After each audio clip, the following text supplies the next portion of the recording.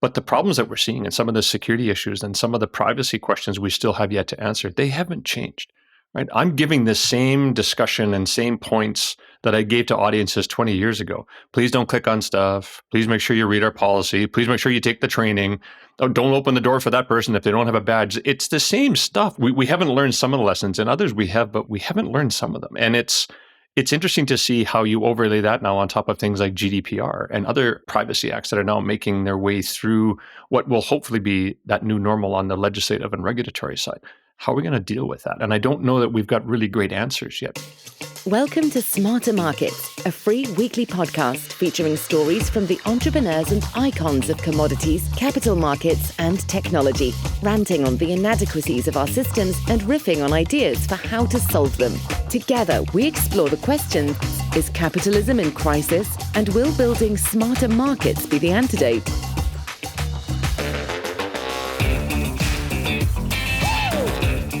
Welcome to Smarter Markets, a weekly podcast that explores how financial and technology markets can be redesigned and improved to better serve market participants and society as a whole. Smarter Markets is brought to you by ABAX, and I'm Michelle Dennedy, your co-host and guide through the intersection of privacy, security, and digital technology. Today, I welcome Tim McCreight to the program for Identikit Sequent X, a series examining the evolution of digital identity and how self-sovereign identity specifically can help bring trust and privacy back into a consent-based economy. Tim is currently the Managing Director of Enterprise Security at CP Rail and the former Chief Security Officer for the City of Calgary and Chief Information Security Officer at the Government of Alberta. As a self-proclaimed enterprise security risk management evangelist, he has almost 40 years of proven experience designing and implementing security programs using a risk-based, business-focused approach. He clearly started in grade school.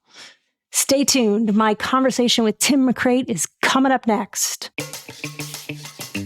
And now, back to this week's episode of Smarter Markets. Hello, everyone. Please welcome my guest, Tim. You've heard a little bit of his kind of formal background in the intro, but Tim, welcome to the show. Introduce yourself, sir. Thanks, Michelle. Hi, everybody. Yeah, my name is Tim McCreight. I have surpassed 40 years in the security industry, and thankfully we're not on video, so you can't see the gray hair. But no, I got out of the Air Force in 1981, and the first job I took was this a security guard job in a hotel in Winnipeg, Manitoba. Wow. Yeah, scary. What was that like? So I learned a whole bunch of cool things about the security industry, mostly how to kick out drunk curlers from the hotel lobby and to ask people who were booking hotel rooms by the hour to please pay up for the evening. That was my introduction to physical security at the time. Nice. Well, so I'll top that story. I didn't realize that we would be kicking off here, but I actually have a family story. I've got about 1 billion uncles and aunts and cousins, and that's only a small exaggeration. 2 of those uncles went up to Alaska when the pipeline was being built, and there were a lot of workers going up there. So it was quite lucrative. And so you had your fishermen, your curlers, and not the hair products Americans. We're talking about the ice and the broom thing. And so one uncle was the general manager of the hotel, and it was his job to escort the working men and women, shall we say. And the other one was, I don't know what his official title was, but he was basically taking bribes to let them into the back door. So I think this was literally my introduction to physical security and why policies are one thing, but practice is another. Wow. That's just crazy. Yeah.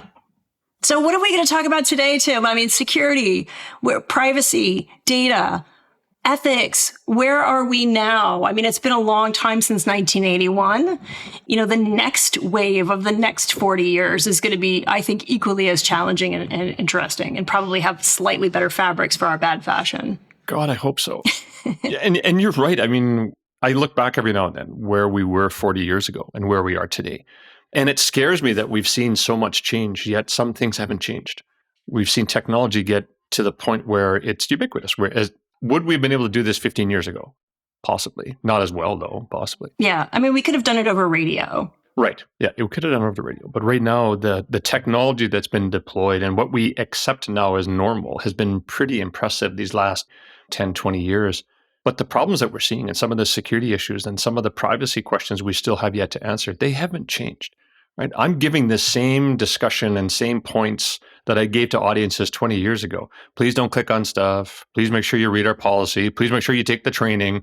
Oh, don't open the door for that person if they don't have a badge. It's the same stuff. We haven't learned some of the lessons, and others we have, but we haven't learned some of them. And it's interesting to see how you overlay that now on top of things like GDPR and other privacy acts that are now making their way through what will hopefully be that new normal on the legislative and regulatory side. How are we going to deal with that? And I don't know that we've got really great answers yet because I've seen some changes, but haven't seen enough. I don't know if that makes sense. It totally makes sense. And I think it's a perfect segue into sort of our next block of discussion is really about identity and how that fits in. And so there's the identity of you as the manager persona at the front desk. And you've got training manuals, you've got fiduciary responsibility, you have safety concerns, et cetera, et cetera. And then there's the role of the sort of erstwhile playboy at the back of the hotel, maybe taking tips from the young ladies of the night.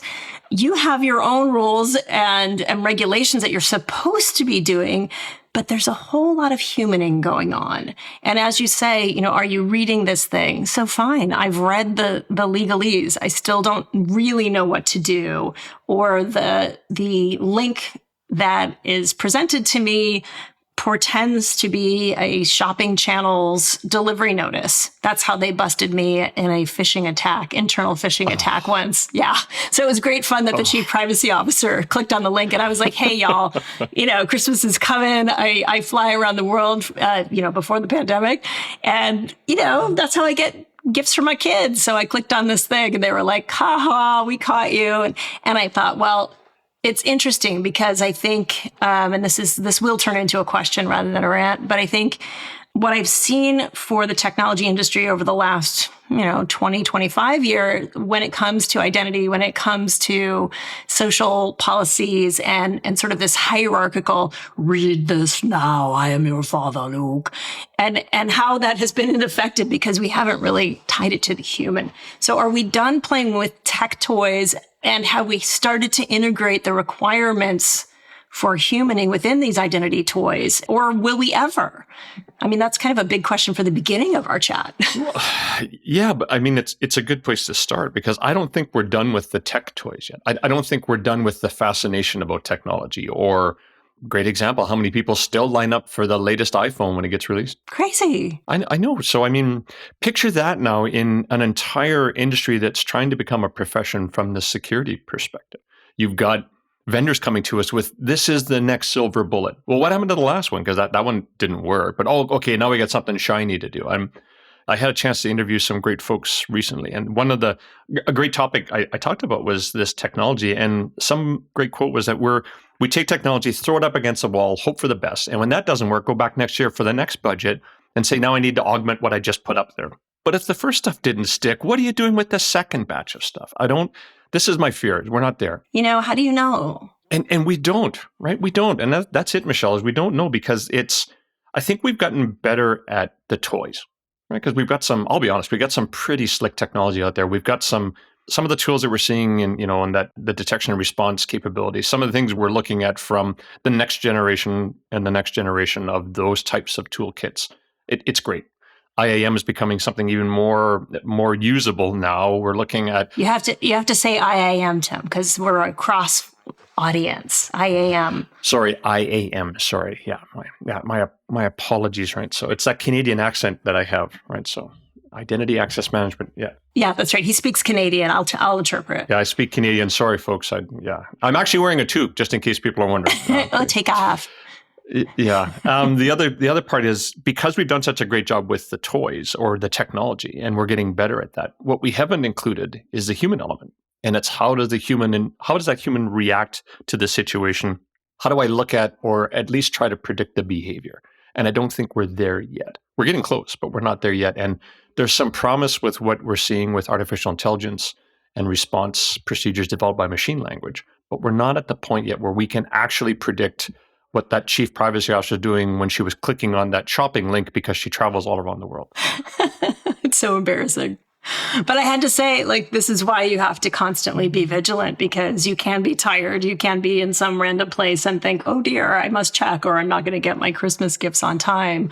Because the folks who would weaponize the technology against us are equally as clever, if not more clever, about human frailty than necessarily the planners and the designers of this stuff. So tell us a little bit about what you're working on now, Tim, because I'm pretty excited about the work that you do. And, a spoiler alert, this is a crossover podcast because I'm going to join Tim on his podcast too. I know, and that's what we're looking forward to. So we'll have to make sure we get you on soon, right? But what I'm focusing on right now is this. So I've been on the board of directors for SAS International for a number of years. And one of the pillars of our approach is enterprise security risk management, or ESRM. And it's an approach that I've really come to embrace these last 10, 15 years. And many thanks to Rochelle Lawyer and Brian Allen for creating the books that we're using and the actual text to get us to the point where we've generated a guideline, a global guideline, and we're going for standardization through ISO. But what ESRM really is, and it breaks down to something fairly straightforward, but still frightening for many security professionals. Look, we're there to support the business. More importantly, we're there to identify what's the risk facing the business. And then can we work with you to understand how to put mitigating controls in place to reduce the risk, or at least give you the business data to make a knowledgeable decision on the risks that we're facing. And that's on everything from privacy right through to physical and cybersecurity. It's apparent that this approach has worked well because I've done it for the last 20-some years of my career. And we've snuck it into a couple of different companies. Yeah, we didn't call it ESRM, but we were still doing it. What I like about it is it really gives us the chance as professionals, security professionals, to come back to the business and ask those questions. What is important to you? More importantly, what do you need to be successful every day when you come to work? What do you need to have from an asset perspective, whether it's your people, your property, or your information? And having those in place every day and operating effectively and efficiently. My job now is to find out what's the risk and can I reduce it? And that includes the human element and how a human interacts with all those assets as well. Yeah, I think I want to pull apart a little bit because I think oftentimes when security people or technology people hear risk, they immediately go into that sort of virtuous cycle of who are the bad guys? How do we get the bad guys? How do we get the bad guys out? And what you talked about, Tim, in implementing these enterprise risk management schemas is there's got to be an equal and opposing friction of what are the tools you need to drive forward. So there's a business object driving forward, and it's a little bit different for every kind of organization. There are tools needed, wanted, or desired to make it more efficient, to increase margins, to increase business, to delight customers. And when those two frictions sort of meet in the middle, it produces diamonds, right? It's like there are hard things. There are difficult challenges. There are definitely fault lines in the technology and in the human approach to technology. But if we are juxtaposing and focusing our efforts, I believe, this is my personal bias, but I heard it coming out in your answer, is we want to support not just the business. I think that was kind of in vogue for the last 5 years of I'm not Dr. No, I'm here for the business. But the business is not just a lump of shareholders. There are human beings, there are customers, there are employees. So how do you create that virtuous sort of similar velocity and pressure of these two opposing forces? Because when I say risk, I think, why would I dive into a concrete hole? Well, I wouldn't unless it was full of water and it was summertime and I wanted to swim. So instead of looking at this as a concrete hole problem, why don't we look at this as a sort of family fun swimming adventure? I agree. And this is where part of the training I've done these last few years is also educating security professionals. And it's been fun when as soon as, just to your point, Michelle, the word risk is said in the room and automatically, orifices start to tighten. Exactly. More diamonds popping out of everywhere. Exactly. Folks, do you understand, right, that risk actually has a positive and a negative consequence? And that the definition I love to use for risk, it's from ISO 31000. And yeah, when I'm bored, I read ISO standards because I don't have a life. But the definition that I loved was it's the effect of uncertainty on objectives, Not positive or negative, kids, just the effect. And we actually have an opportunity as security professionals to change that impact. And it's on us then to work with the business. But yeah, you're right. I mean, business big lump. I'm going to go talk to the CEO. No, you're not. What you're first going to do is go talk to all the business units that you interact with every day. Get to know the business. So in some organizations, and I'm going to be Canadian again here, you would load up your Tim Hortons coffee card, take out a bunch of people every day as often as you can, and go take them for coffee and ask questions. Hey, what do you and your kids do in this part of the business? How do you support the business goals? Hey, what do you got for projects coming up for the next 1, 3, 5 years? How can my team help? And that's where we need to spend most of our time, at least at the leadership level. Most of our time should be literally going around having coffee with people, learning about the business unit, asking questions. And then when you see those threads, can I pull on those threads and ask more questions?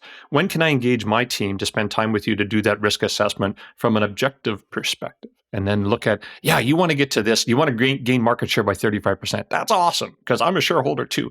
Okay, how can I help you get there without literally trashing everything along the way, giving up all hope on privacy and security, but hey, we made our market number. No, let's step back and try to understand, how can I help you still achieve that goal, but do it safely and securely, addressing privacy requirements? And then more importantly, can I repeat the process for the next project, for the next project, for the next project?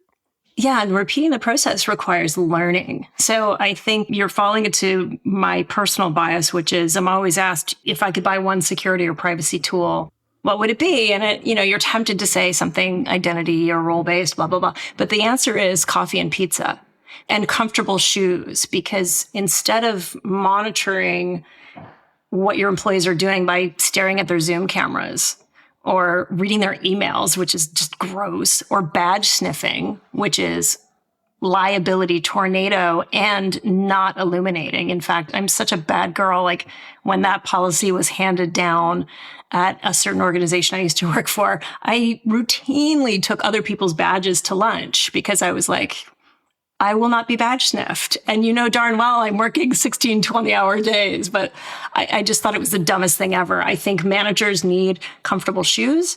I think risk professionals need to be known and trusted. It's sort of like community policing. I know I'm mixing all sorts of metaphors here, but if you are intimidated by something that has come into your neighborhood as something bad every time, and you don't trust them. And, I know I'm sort of sparking some political angst, but it's true that if this is something that is an object of routine fear, and every time you come in, you stop me from what I want to do, you're unfairly mistreating me, you're turning off my devices, you're not letting me have choice in bringing the type of device or phone or laptop, or even working where I want to work.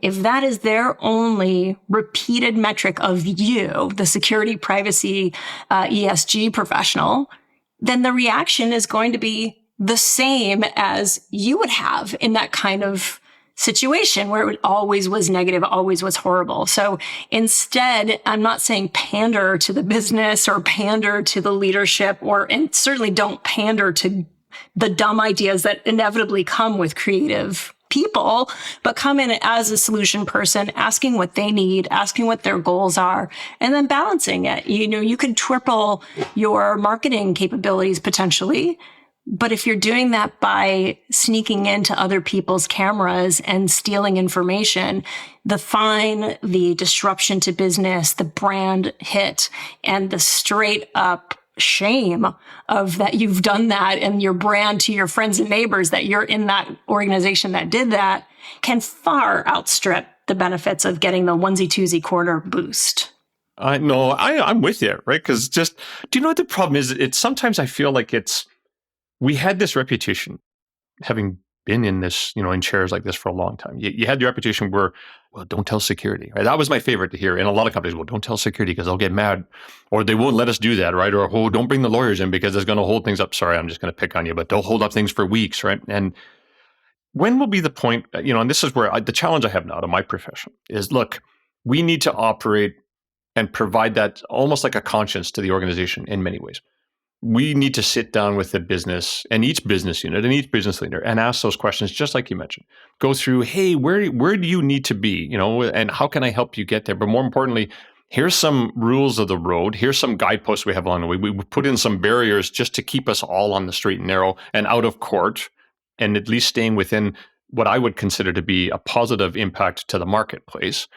What else can we do within that to operate effectively? How else can I help you get to your goals and objectives? And then can I take that same process, repeat it, and go to the next business unit? And I may be looking at an operations team one day, and then I'm out talking to a fleet group in the next one. But the approach needs to be the same. I need to be able to replicate that approach so that the image that people have of the security team, it's consistent. They enable the business, and here's how they do it. They're able to reduce risk by providing this service. They document everything that they're doing, and they're open and transparent. That's the other one, and that's my favorite rant is, we cannot be the secret squirrel society anymore. Yes. What do you mean, short of an internal investigation that's going to go to court? We need to be open and transparent with everything we're doing, because you can't just have people going, well, that's security magic over in the corner. No.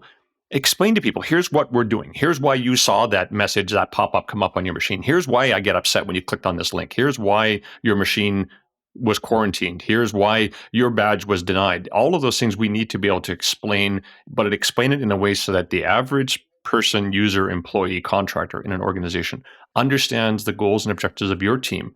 And this is why you can't use your badge to go into this facility, because you don't need to, right? That's on us. Is how hard is that to do? And I think we've missed a lot of that human elements, because once we get going into I got to put up my rules and my procedures, my standards, my directives, guidelines, that's awesome. But you forget that there's a human who's actually either going to read it or not. Mostly not. And how do I bring them into this? I read it, I understood it, right? And I actually remember I can't do this, right? And it's not because, well, Tim's team's going to get really mad. No, it's, oh yeah, right. I don't need to go in this building. Perfect. But how do we get there, right? That's a challenge I have, is how do we get where we are today to that space and get people to appreciate it and just accept it as another part of our business? That's I think the challenge for us. I think there's two lines of sort of forward motion I want to question you on. One is, we've talked a lot about having particularly publicly traded companies starting to report more on environmental, social, and governance, ESG metrics. I think security very neatly has always fit into governance. In effect, I'll go back to my uncle's governance of, ladies of the night. This is a wholesome family brand hotel, even though it wasn't. But that's our brand, and this is our rule, and blah, blah, blah. I think that's a reportable metric. So that's the upwards metric. And I think the other thing that I'm thinking about is, what is the role of storytelling and scenario testing? We do tabletop exercises to imagine there's a massive breach, to educate our particular senior executives who are quite busy, and you want to scenario test a massive ransomware attack, for example, because the worst thing you can do is test the capabilities of your recovery and your governance plans real time. So how do we have like mini storytelling / tabletopping with business leaders? And then does the work that you're doing help present metrics that are not operational numbers, but actual ESG metrics that we can start to report, so that outside and inside our organization, people can see who we are and that we're doing a good job? I think we can get there, but it's going to take some effort. From reporting to the metrics from an ESG perspective, I think a lot of some of the more forward-thinking security organizations are there, right? They have the opportunity to provide that data, and they actually have metrics that they can stand behind. What I'm concerned about is your first ask is the storytelling aspect. And I don't know that we've embraced that completely within security. It's hard for most security professionals to talk about our role, our job, without getting into either an enforcement or compliance conversation or a requirements perspective. Well, you folks need to take this training, or you need to make sure that you read this policy, or did you do this assessment before you got to our project team, to conduct a risk assessment? Those are all terrific, but it doesn't tell the story.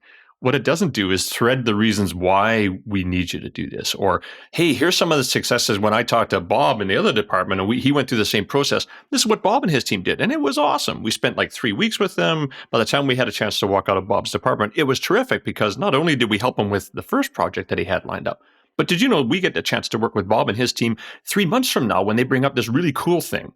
That, for us, that's what we need to show, that dedication to our profession, that we are here to help the business, and the excitement that we have by working with each one of the business units to help them be successful. And the role we play, albeit a small one, there still is a role that we play within every organization to help them be successful. But it's how we tell the story. And I agree, Michelle, I don't think we've taken the time to step back and what's the story we want to tell? What frame of reference do we want to provide?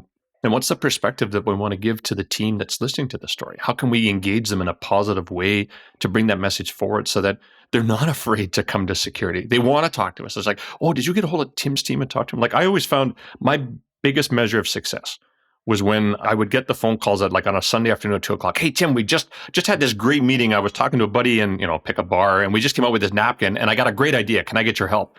That's when I know I've done my job, right? As soon as they come out of that bar with a napkin and they're like, oh, we had this great idea. Let's get Tim and his team to take a look at it. Okay, I'm good, right? Because now people realize we're here to help, as opposed to shoving the napkin in their pocket and not talking to us until Friday afternoon at 4 when that application goes live at 5.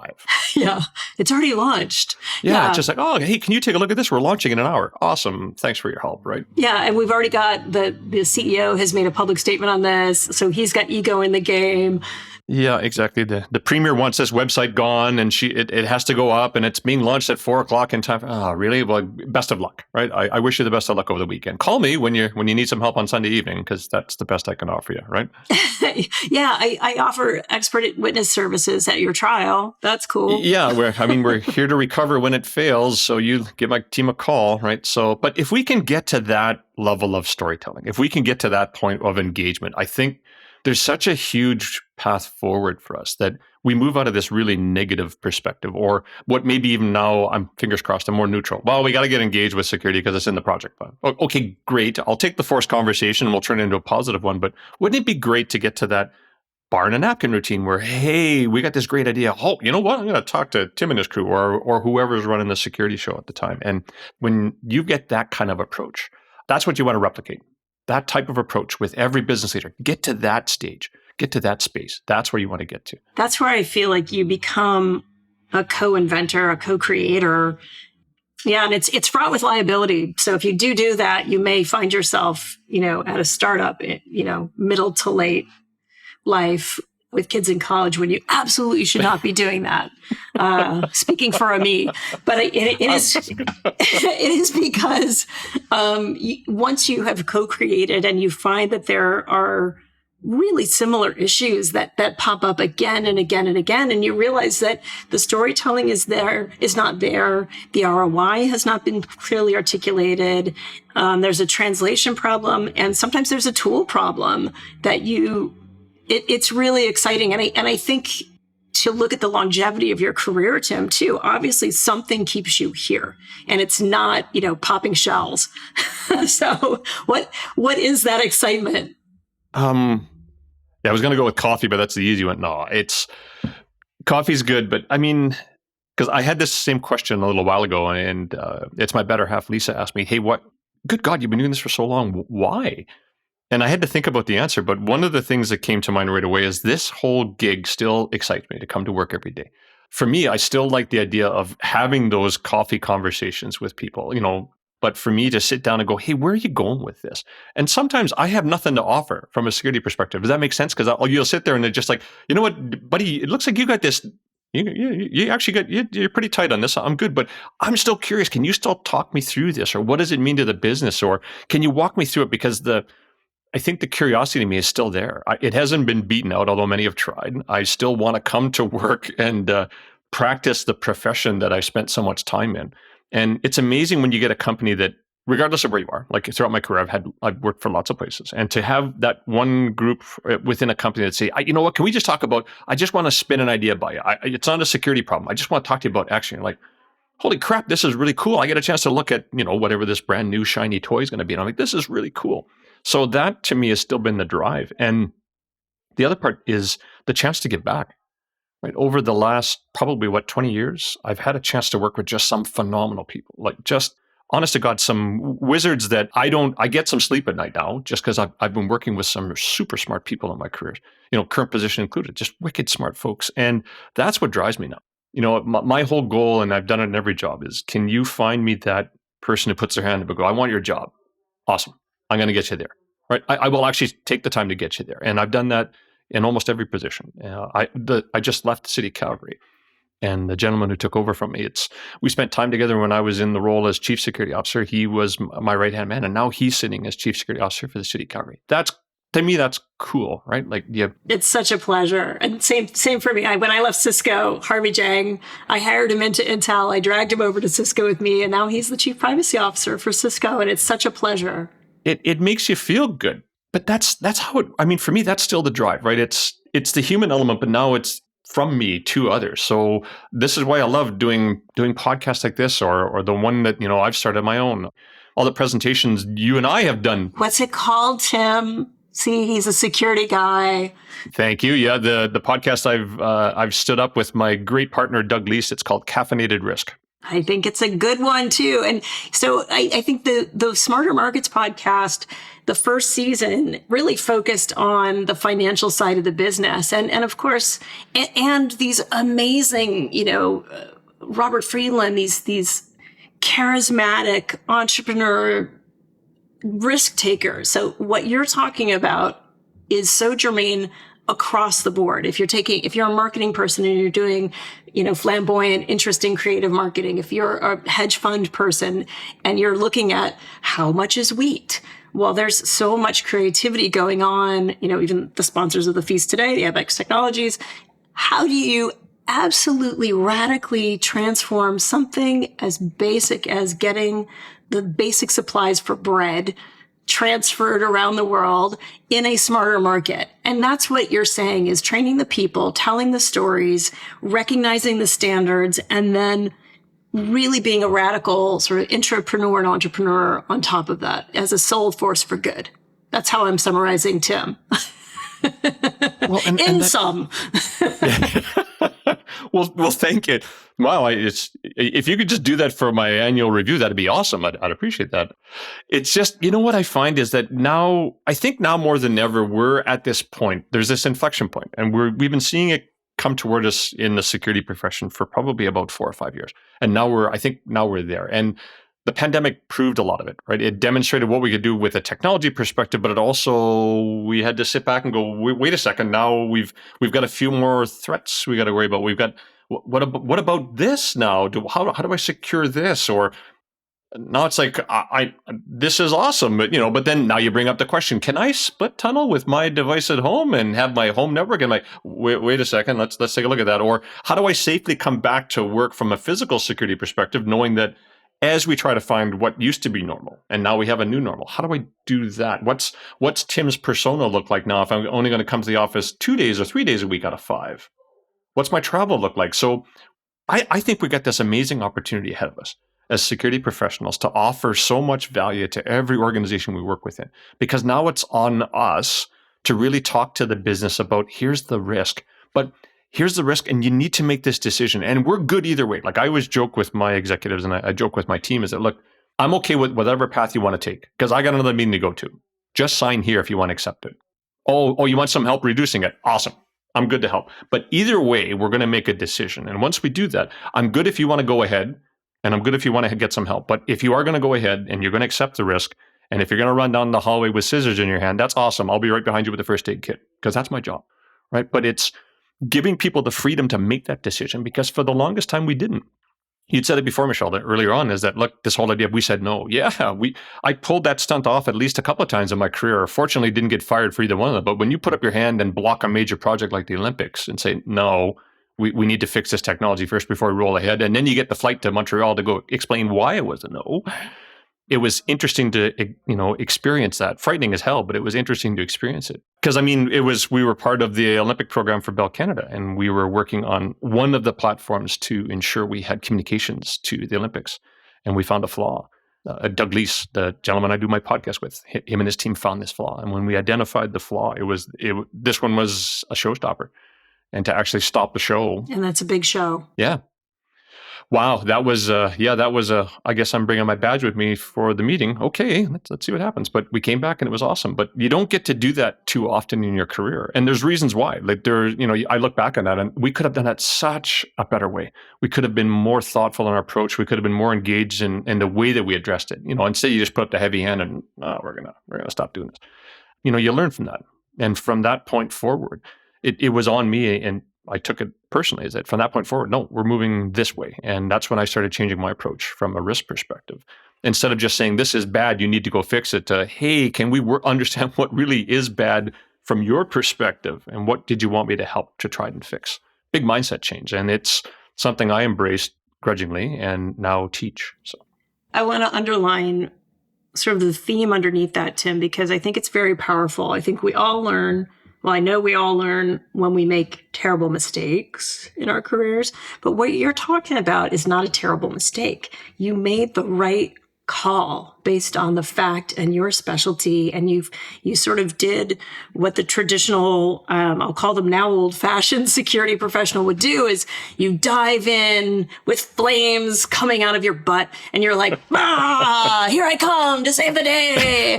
And the tech, you were right. It was a flaw, and it could have really had impact to a lot of different things and people, and even safety and security of, who are the world's most gifted athletes, right? And some of our most wholesome heroes, right?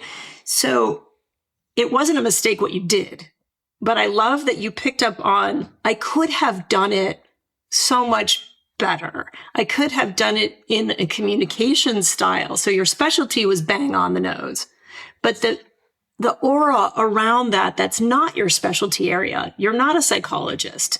You're not an HR professional, on a communications person, all of that stuff is. And so what you're saying is to be living and succeeding in a smarter market, you have to look around that aura, not just your specialty area. That's what I'm picking up from that story. No, absolutely. And I think that was part of it, right? And the technology was going to be used to carry voice transmission over IP. So it was, early iterations of voice over IP. And we found the flaw in it. Doug found this, horrific flaw, and we found ways to remediate it. But the lesson that lesson taught a lot. My other favorite lesson, I talk about this often, is when I took over the Government of Alberta role as Chief Information Security Officer. And I think my first 100, the typical, the drill. First 100 days, I'm just going to walk around and learn stuff. I'm just going to my head's going to expand, but I'm going to get all sorts of information crammed in there. Well, great. So after my first 3 months there, I had this brilliant idea that one of the things we needed to put in was a logon banner. Pretty straightforward back in the time, virtually not required anymore. But it was, I thought at the time, because it was an audit recommendation that I had written when I was with the Auditor General's office, I figured I should get this one off the deck. No big deal. Yeah, I thought, hey, this is an easy one, right? So no big deal. I actually asked somebody, can you show me the change request system so I can create the change request? Oh, sure, boss, here you go. And here I am. I'm typing away. I'm saving an administrator a whole bunch of work. I'm going to do my own change request, and got it ready to go. And it got submitted in. Went through change board, got approved. Honest to God, 2 sentences. That's all it was. And it was in English. I didn't have to worry about French. Just in English, 2 sentences, ready to go. Got it ready for change review, went up to Assistant Deputy Minister Council, died a quick death. Because what did Tim not do? Didn't go around and ask labor, the unions, justice, Solicitor General, legal. And so out of that experience, it took me 18 months to launch a 2-sentence logon banner. And by the time it was reviewed and completed, 3 words changed out of the original 36.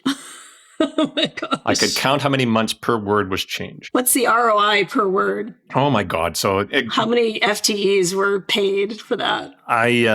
So again, the lessons, right, that you remind yourself of is what did you miss? And that's what I spent you spend more time going back to, all right, so now what have I done in other organizations? I have spent an inordinate amount of time in every organization since then, just talking to people, right? Whether I was, flying around the globe, talking to different clients as a consultant, or sitting as a chief or a VP. Yeah, those lessons you'll learn the hard way. But honest to God, and you would love this, do you know who fought the hardest was our legal department against it? Of course. Because they think they own the words. Like, legal people own the words. A mother of God, are you kidding me? They said, but Tim, you didn't ask us to write it for you. Why should I? I borrowed it from somebody else's logon banner profile that's been out there for a decade. This was easy. No, it was just, I struggled with that one, because that I thought was a slam dunk, right? And it was an audit requirement that I had written, right, as part of the team that assessed the Government of Alberta. So I'm like, this has been presented in the Legislative Assembly. I got to get this thing done in 3 years. Well, I just met the target on that one, right? I was close on that one. So, but it's amazing that when you walk through all this stuff and you rack up, I honest to God, I think I've made more mistakes than successes in my career. Although my mom would say different. I've just learned, right, that from all of those failures and the mistakes that you make, it makes you a better professional. And it teaches you the humility we need in our role. And it goes back to that whole, we talked about it earlier, the human element. We are all human. You clicked on a link. Yeah, I screwed up for 18 months on 2 sentences. And we all make those mistakes, but the lessons from that impact the way we should move forward from that point on. It really drives home the message that the human element of security is the one that's going to be the hardest to learn, hardest to master. And when you do, the opportunities to make the next organization better from your experience. You asked why I stick around. That's one of the reasons why too. We hope you enjoyed this week's episode of Smarter Markets and our continuing examination of digital identity and its role in building a trust-based economy. Please help us get the word out about the podcast by leaving your ratings and reviews on Spotify, Apple Podcasts, YouTube, or your favorite podcast platform. Your support and engagement means the world to us, as does your help spreading the word about Smarter Markets via social media and word of mouth. On behalf of ABAX, I'm Michelle Dennedy. See you again next week.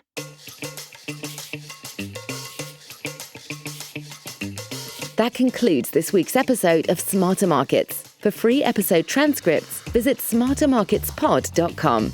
Smarter Markets is 100% listener-driven, so please help more people discover the podcast by leaving a review on Apple Podcast or your favorite podcast platform. Smarter Markets is presented for informational and entertainment purposes only. The information presented on Smarter Markets should not be construed as investment advice. Always consult a licensed investment professional before making investment decisions. The views and opinions expressed on Smarter Markets are those of the participants and do not necessarily reflect those of the show's hosts or sponsors. Smarter Markets, its producers, sponsors, and hosts, Eric Townsend and Abex Technologies, shall not be liable for losses resulting from investment decisions based on information or viewpoints presented on Smarter Markets.